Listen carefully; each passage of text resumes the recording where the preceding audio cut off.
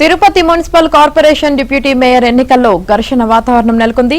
ఉదయం 11 గంటలకు Tirupati SP university select హాల్లో ఎన్నిక ప్రక్రియ జరగనుంది. అయితే అర్ధరాత్రి సమయంలో కూటమి శిబిరంపై వైసీపీ నేతలు దౌర్జన్యానికి దిగి ఒక కార్పొరేటర్ను తిరుపతి వైసీపీ ఇన్ఛార్జ్ భూమన అభినయ రెడ్డి లాక్కొని వెళ్లారు. టీడీపీ నేతల ఫిర్యాదుతో వైసీపీ నేతను పోలీసులు అదుపులోకి తీసుకున్నారు.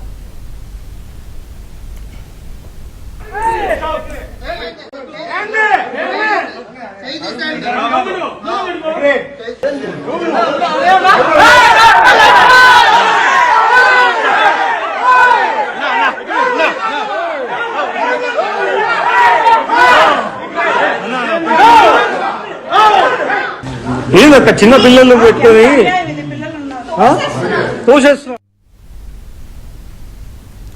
గత వైసీపీ ప్రభుత్వంలోనూ కార్పొరేషన్ ఎన్నికల్లో వైసీపీ నేతలు ఇలాంటి దౌర్జన్యానికి దిగారు. టీడీపీ నేతలను ఇంటి నుంచి కదలనీయకుండా వైసీపీ నేతలు అడ్డుకున్నారు. దిష్టిబొమ్మ దగ్ధం చేశారని టీడీపీ నేతలపై హత్యాయత్నం కేసులు నమోదు చేశారు. కనీసం టీడీపీ నేతలను నామినేషన్ కూడా వేయకుండా వైసీపీ నేతలు రెచ్చిపోయారు.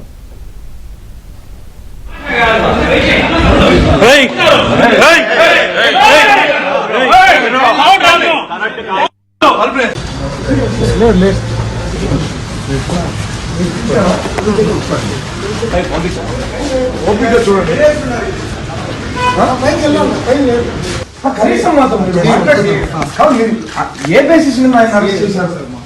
మీరు ఏ కారణంగా అరెస్ట్ చేశారు? రైట్, ఈ ఘర్షణకు సంబంధించి పూర్తి సమాచారం మా ప్రతినిధి దినేష్ అందిస్తారు. దినేష్, ఈ రోజు బాగుంది. 10:30 మళ్ళీ ఏమన్నా దినేష్ వినిపిస్తుందా? వినిపిస్తుంది. దినేష్ చెప్పండి, ఈ ఘర్షణకు సంబంధించి మీ దగ్గర ఉన్న పూర్తి సమాచారం ఏంటి?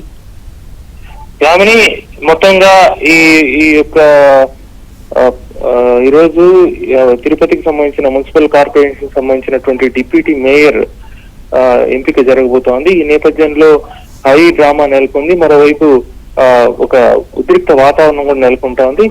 పాండిచ్చేరిలో క్యాంప్ నిర్వహించినటువంటి వైసీపీ పాండిచ్చేరి నుంచి తమ కార్పొరేటర్ని చిత్తూరులో ఉండేటువంటి ఒక లాడ్జిలోకి తరలించారు.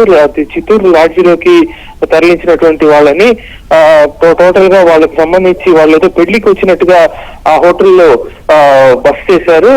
దానికి సంబంధించినటువంటి సీసీ ఫుటేజ్ కూడా ఉంది. వాళ్ళు స్వయంగా వ్యక్తిగతంగా రూములు తీసుకుని కార్పొరేటర్లు అక్కడ దిగిన పరిస్థితి. అయితే ఆ తిరుపతికి సంబంధించిన కార్పొరేటర్లు ఇక్కడ క్యాంపు నిర్వహిస్తున్నారని తెలిసినటువంటి టీడీపీ నేతలు వాళ్ళతో చర్చించడానికి వెళ్లారు, తమకు మద్దతు ఇవ్వాలని కోరడానికి వెళ్లారు. అయితే ఆ విషయం తెలుసుకున్నటువంటి అభినయ్ రెడ్డి అక్కడికి వెళ్లి ఒక దౌర్జన్యకరమైనటువంటి వాతావరణం నెలకొంది. అక్కడికి వెళ్లి వాళ్ళతో మాట్లాడి అక్కడి నుంచి వాళ్ళు తీసుకెళ్లిపోవడం జరిగింది. మొత్తంగా ఈ రోజు ఏం జరగబోతుంది అనేటువంటి ఉద్రిక్త అయితే కనిపిస్తోంది. ఆమెని రైట్, థ్యాంక్ యూ దినేష్.